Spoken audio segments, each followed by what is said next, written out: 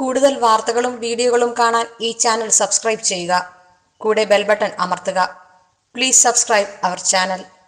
നമസ്കാരം. എല്ലാ മാന്യ പ്രേക്ഷകർക്കും ജ്യോതിഷ വിശ്വാസികൾക്കും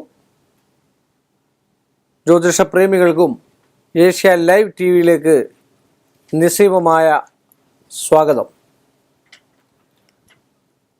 ഇന്ന് ചോദിച്ചിരിക്കുന്നത് മലരുകൊണ്ട് മലർ. നമ്മളറിയാമല്ലോ മലരെങ്ങനെ നെല്ല് കുത്തിയെടുക്കുന്ന അന്നം. അന്നത്തിൽ ഏറ്റവും ബഹുകേമനായതാണ് നെല്ല് എന്ന് പറയുന്നത് അല്ലേ. ആ നെല്ല് കുത്തിയെടുക്കുന്ന മലരുകൊണ്ട് പറ നിറച്ചാൽ, പറയിട്ടാൽ എന്താണ് ഫലം?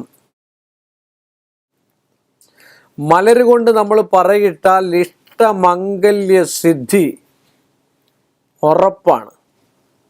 അതുപോലെ മംഗല്യ തടസ്സങ്ങളുണ്ടെങ്കിൽ, ഏതെങ്കിലും രീതിയിലുള്ള മംഗല്യ തടസ്സം ഉണ്ടെങ്കിൽ, ദോഷങ്ങളോ ദുരിതങ്ങളോ വന്നാൽ അത് പൂജകളോ അല്ലെങ്കിൽ എന്തൊക്കെ ദുരിതങ്ങളോ വീട്ടിലുണ്ട്, കുടുംബത്തിലുണ്ട്, ശാപതാപാദികൾ വല്ലതും ഉണ്ടെങ്കിൽ അതെല്ലാം മാറ്റിക്കളഞ്ഞതിന് ശേഷം മലർപ്പറ ഇടുകയാണെങ്കിൽ വിവാഹത്തിൻ്റേതായിട്ടുള്ള അന്യഥാ ഉള്ള തടസ്സങ്ങളൊക്കെ മാറി നല്ല വിവാഹം നടക്കാൻ വേണ്ടിയാണ് മലർപ്പറയിടുന്നത്. മലരുകൊണ്ട് പറയിടുന്നത് ഏറ്റവും കൂടുതൽ ഗണപതി സങ്കല്പത്തിലാണ്. അതുകൊണ്ടാണ് നമ്മൾ ചില പൂജയൊക്കെ കഴിക്കുമ്പോൾ നമ്മൾ പ്രശ്നം വെച്ച് നോക്കി അതിൽ മംഗല്യത്തിന് തടസ്സമോ മംഗല്യത്തിന് സ്തംഭനങ്ങളോ ഒക്കെ ഉണ്ടാവാം. അത് എങ്ങനെയാണ് ഉണ്ടാകുക വെച്ചാൽ സിമ്പിളായിട്ട് പറഞ്ഞാൽ, ഇപ്പോൾ നിങ്ങളൊരു പെണ്ണ് കാണാൻ പോയി എന്ന് വിചാരിക്കുക, അല്ലെ ഒരു പെണ്ണൊരു ചെറുക്കനെ കണ്ടു പെണ്ണ് കാണാൻ വന്നതിന് ശേഷം. അപ്പം നിങ്ങൾ എന്ത് ചെയ്യും? ഇഷ്ടപ്പെട്ടാൽ നാളെ ചേരുമോന്നോ ഒന്നും അറിയുന്നില്ല, അതിൽ കൂടുതൽ അതിനെക്കുറിച്ച് അഭിപ്രായങ്ങളും ആകുന്നില്ല. അപ്പോൾ നിങ്ങൾ അതിനെ ഇഷ്ടപ്പെട്ടു വേണമെന്ന് തോന്നിയാൽ ഉടനെ നിങ്ങൾ എന്താണ് പറയുക? അടുത്തുള്ള പള്ളി, അല്ലെ അടുത്തുള്ള മോസ്ക്, ഏറ്റവും അടുത്തുള്ള ധർമ്മദൈവം, കുടുംബക്ഷേത്രം, ഇങ്ങനെയുള്ളിടത്തൊക്കെ നമ്മൾ വലിയ വമ്പൻ വഴിപാടുകൾ പറയും അല്ലേ. ഒരു സ്വർണ്ണത്താലി കൊടുത്തിരിക്കാം, ഈ കല്യാണം നടന്നാൽ. അങ്ങനെ പറയാൻ പാടില്ല എന്നാണ് പറയപ്പെടുക. അത് വിധിയുണ്ടേ നടക്കണം.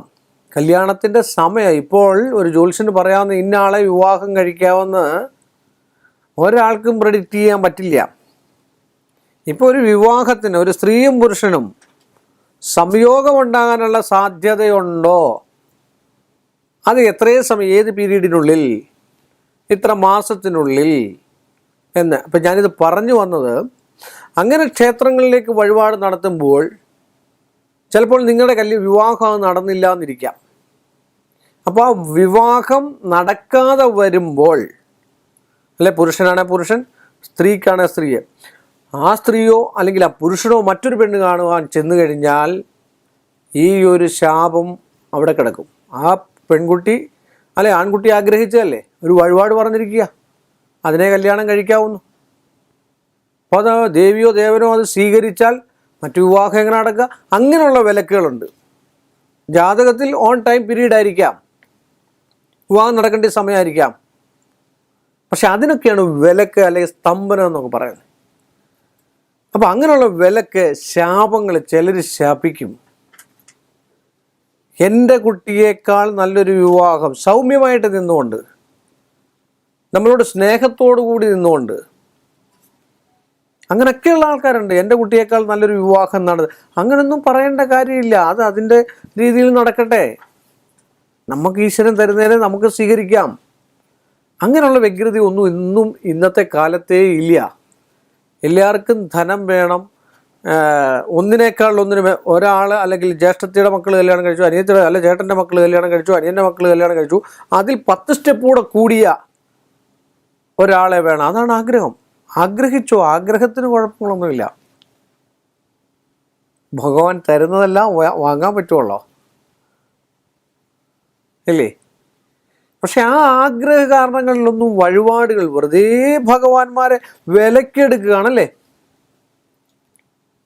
ഭഗവാന് അൻപൊലി, ഭഗവാൻ ഒരു ദിവസത്തെ പൂജ, ഭഗവാൻ 5-8 പവൻ്റെ താലി, 5-8 പവൻ്റെ രുദ്രാക്ഷം, എനിക്ക് 1 കോടിയുടെ ഒരു വർക്ക് കിട്ടിയാൽ ഇന്ന സംഭവം, എനിക്കിൻ്റെ കല്യാണം നടന്ന ഇന്ന സംഭവം. ഭഗവാൻ അങ്ങ് എന്താ പറയുക, അങ്ങ് സ്പോൺസറിങ് ആണ്. നമുക്ക് എന്തൊക്കെ പറഞ്ഞെന്നാലും ഭഗവാൻ നമ്മളെ അറിയാം അല്ലേ? ഗുരുവായൂരപ്പന് നമ്മളെ അറിയാം. ഗുരുവായൂരപ്പൻ്റെ ഇടയ്ക്ക് ചെന്നിട്ട് ഞാൻ പറയുകയാണ്, ഞാനൊരു പാവമാണ്, അതുകൊണ്ട് ഭഗവാനെ എനിക്കിതൊക്കെ തരണേ, ഇന്ന കാര്യങ്ങളൊക്കെ തരണേ എന്ന് ഒക്കെ പറഞ്ഞു കഴിഞ്ഞാൽ ഭഗവാൻ നമ്മളെക്കാൾ വലിയ വില്ലനാണ് അല്ലേ? ഭഗവാനൊന്ന് ആലോചിക്കും കൊടുക്കണോ വേണ്ട എന്ന്. അപ്പോൾ നമുക്കർഹിക്കുന്നതാണെങ്കിൽ മാത്രമേ നമ്മൾ തരുള്ളൂ. പിന്നെ ഭഗവാനിൽ നിന്ന് പിടിച്ചു വാങ്ങുക എന്നാണ് പറയുന്നത്. വഴിപാട് നടത്തി മേടിക്കുന്ന സംഭവങ്ങളൊക്കെ പിടിച്ചു വാങ്ങുന്നതാണ്, കൈക്കൂലി കൊടുത്ത് മേടിക്കുന്നതാണ്. അങ്ങനെ കൈക്കൂലി കൊടുത്ത് മേടിക്കുന്നതിനകത്തൊക്കെ ഒരുപാട് തിക്ത അനുഭവങ്ങളും ഉണ്ടാകും, ജോലി അതിലും മറ്റു കാര്യങ്ങളൊക്കെയാണ്.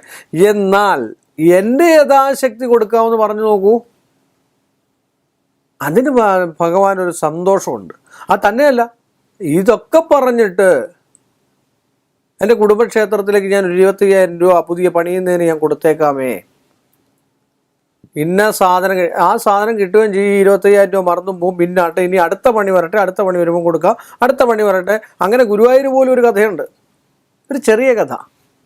പഴയ കാലത്ത് ഇന്നും അത് നമുക്ക് കാണാം. അവിടെ ചെന്നാൽ വ്യക്തമായിട്ട് അറിയത്തില്ലെങ്കിൽ ഒരു സൂചന ഞാൻ പറഞ്ഞുതരാം. ഭഗവാന്റെ മുമ്പിലേക്ക് കയറുമ്പോൾ ഇടത്തെ ഭാഗത്ത് മുകളിൽ നല്ലൊരു സ്വർണ്ണക്കൊല കെട്ടിയിട്ടിട്ടുണ്ട്. അവിടുത്തെ മേൽശാന്തി പഴയ കാലത്ത് പറഞ്ഞു കേട്ടിട്ടുള്ളതാണ്. മേൽശാന്തി ഒന്നും ഇല്ലായിരുന്നപ്പം അവിടെ ചെന്ന് അന്ന് ഭഗവാനും ആൾക്കാരൊക്കെ ഉണ്ടെങ്കിലും ഒരുപാട് പ്രശസ്തിയോ ഒരുപാട് പ്രശസ്തി ഉണ്ടെങ്കിൽ തന്നെ ആളുകളോ മറ്റു കാര്യങ്ങളോ ഇല്ലാത്ത സമയത്ത് ഗുരുവായൂരപ്പൻ്റെ പാദസേവ ചെയ്യുക, അല്ലെ ഗുരുവായൂരപ്പൻ്റെ മുൻപിൽ പിന്നെ ഒരു പുഷ്പാഞ്ജലി നടത്തുക, ഗുരുവായൂരപ്പനെ ഒരു അഭിഷേകം ചെയ്യുക എന്ന് പറഞ്ഞു കഴിഞ്ഞാൽ ജീവിതത്തിൽ കിട്ടുന്ന പുണ്യമാണ്. ആ സമയത്ത് അവിടുത്തെ ഒരു മേൽശാന്തി അവിടെ താമസിച്ചിരുന്നപ്പോൾ അദ്ദേഹം ഒരു ഒരു തെങ്ങ് വെച്ചു. തെങ്ങ് വെച്ചതിൻ്റെ കഥയുണ്ട്, വാഴ നട്ടതിൻ്റെ കഥയുണ്ടെന്നാണ് പറയുന്നത്. രണ്ടും സ്വർണ്ണമായിട്ട് കൊണ്ടു കൊടുക്കേണ്ട അവസ്ഥ വന്നു. അപ്പോൾ ആ തിരുമേനി മേൽശാന്തി ആദ്യത്തെ ഫലം കായ്ച്ചു കഴിഞ്ഞപ്പോൾ ഭാര്യ പറഞ്ഞു, അതവിടെ കൊണ്ട് കൊടുക്കേണ്ടതല്ലേ. ഞാൻ ഉദാഹരണമാണ്, വ്യക്തമായ കഥയല്ല, ഉദാഹരണം പറഞ്ഞതേ ഉള്ളൂ. അപ്പോഴുണ്ട് ഭഗവാൻ കുറേ നാൾ ഭഗവാനെ പൂജിച്ച് കഴിഞ്ഞപ്പോൾ, ചെറിയ ഭഗവാനല്ലേ, അപ്പോൾ എപ്പോഴും നമ്മൾ കയറിക്കൊണ്ടിരുന്ന് കഴിഞ്ഞ് കഴിഞ്ഞാൽ നമുക്ക് ഭഗവാനെ ഒരു വില പോലും ഇല്ലാത്ത പോലെ, ഭഗവാൻ കൊമ്പുണ്ടോ, ഇഷ്ടംപോലെ കായ്ഫലം ഉണ്ടായി, അടുത്ത പ്രാവശ്യത്തെ കൊടുക്കാം എന്ന് പറഞ്ഞു. പക്ഷേ പിറ്റേ പ്രാവശ്യത്തെ മൊത്തവും കൊലകളിൽ കൊമ്പുള്ളതായിരുന്നു. അതാണ് സംഭവം. എന്ന് പറഞ്ഞ പോലെ വഴിപാട് മുടക്കാൻ പാടില്ല. നമ്മളൊരിടത്ത് വഴിപാട് കൊടുക്കാമെന്ന് പറഞ്ഞാൽ കൊടുത്തിരിക്കണം, ഇല്ലെങ്കിൽ പിന്നെ പറയരുത്. അതുകൊണ്ടാണ് ഞാൻ എപ്പോഴും പറയുന്നത്, നമ്മുടെ തൊക്കിന് യഥാശക്തി. ഇന്ന് നമ്മൾ ദിവസവും 1000 രൂപ കിട്ടുന്ന ഒരാളാണെങ്കിൽ നാളെ എങ്ങനെയാണെന്ന് നമുക്കും പറയാൻ പറ്റില്ല. ഒരു വർഷം കഴിഞ്ഞായിരിക്കും കാര്യം സാധിക്കുക, അല്ലെങ്കിൽ 1.5 വർഷം കഴിഞ്ഞാൽ ആ സമയത്ത് ഇത്രയും വരുമാനമില്ലായിരിക്കാം. അപ്പോൾ നമുക്ക് ആ കിട്ടുന്നതിൽ നമുക്ക് ആ സമയത്തുള്ള ചെറിയ കടങ്ങളും മറ്റു കാര്യങ്ങളും വീട്ടാൻ പോകുമ്പോൾ ഭഗവാൻ കൊടുക്കാൻ കാണുന്നില്ല. അങ്ങനെ പറഞ്ഞാൽ പിന്നെ ഭഗവാനാണെങ്കിലും ഭഗവതി ആണെങ്കിലും അത് ചോദിച്ച് മേടിച്ചോളും, അത് സംശയമില്ലാത്ത കാര്യമാണ്. ഭഗവാനുള്ളത് ഭഗവാനും അത് കൃത്യമായിട്ട് മേടിക്കുക എന്നുള്ളത് അത് പ്രപഞ്ച ശക്തിയല്ലേ, പ്രപഞ്ച സ്രോതസ്സല്ലേ, അനുഗ്രഹ കലകളല്ലേ അല്ലേ? അങ്ങനെ പറഞ്ഞുകൊണ്ട് ഞാൻ മലർപ്പറയിടുന്നതിനെ കുറിച്ചാണ് കൂടുതൽ നമ്മൾ സംസാരിച്ചുകൊണ്ടിരുന്നത്. അതിൻ്റെ ഇടയ്ക്കാണ് നമ്മളിത് പറഞ്ഞത്. കാരണം പറഞ്ഞാൽ ചെയ്യണം എന്നുള്ള ഉദ്ദേശത്തോടു കൂടിയാണ് ഞാൻ പറഞ്ഞത്. അപ്പം മലരുകൊണ്ട് പറയിട്ടാൽ ഏതൊരാഗ്രഹിക്കുന്ന കാര്യവും വിവാഹ സംബന്ധമായിട്ടുള്ള മിക്കവാറുമുള്ള തടസ്സങ്ങളും ഒക്കെ മാറിക്കിട്ടും. നമ്മളിലെയും നമ്മുടെ ഭൂമിയിലെയും നമ്മുടെ ശരീരത്തിലെയും കുടുംബത്തിലെയും ദോഷങ്ങളെ അകറ്റിക്കഴിഞ്ഞിട്ട് വേണം നമ്മൾ ശുദ്ധമായതിന് ശേഷം വഴിപാടുകൾ തരണം. വഴി പോലെ പോകുന്ന സാധനമാണ് വഴിപാടെന്നാണ് പറയുന്നത്. നിങ്ങളിപ്പോൾ അവിടെ തുലാഭാരം നടത്തിയില്ലെങ്കിൽ അവിടെ ഭഗവാൻ തുലാഭാരം നടത്തും, നിങ്ങൾ അഭിഷേകം നടത്തിയില്ലെങ്കിൽ അവിടെ ഭഗവാൻ അഭിഷേകം നടത്തും, നിങ്ങൾ നീരാഞ്ജനം നടത്തിയില്ലെങ്കിലും ഭഗവാൻ നീരാഞ്ജനം നടത്തില്ലേ? അതവിടുത്തെ ചിട്ടവട്ടമാണ്. അതിൻ്റെ കൂട്ടത്തിൽ നിങ്ങളെ ഒരു ഭാഗമാക്കുന്നു എന്ന് മാത്രമേ ഉള്ളൂ.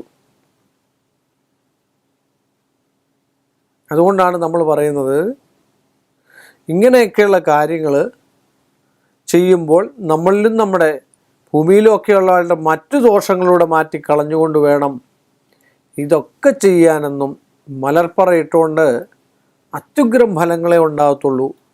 നല്ല നല്ല വിവാഹങ്ങൾ നടത്താൻ നിങ്ങളും പറയിട്ട് നോക്കൂ, ഫലം ഭഗവാൻ തന്നിരിക്കും, സംശയമില്ലാത്ത കാര്യമാണെന്ന് പറഞ്ഞുകൊണ്ട് ഈ ഒരു ചെറിയ എപ്പിസോഡ് ഞാനിവിടെ അവസാനിപ്പിക്കുന്നു. വീണ്ടും നമ്മൾ തമ്മിൽ കാണുന്നവരെ എല്ലാ മാന്യ പ്രേക്ഷകർക്കും എൻ്റെ നിസ്സയവുമായ നന്ദി. കൂടുതൽ വാർത്തകളും വീഡിയോകളും കാണാൻ ഈ ചാനൽ സബ്സ്ക്രൈബ് ചെയ്യുക. കൂടെ ബെൽ ബട്ടൺ അമർത്തുക. Please subscribe our channel.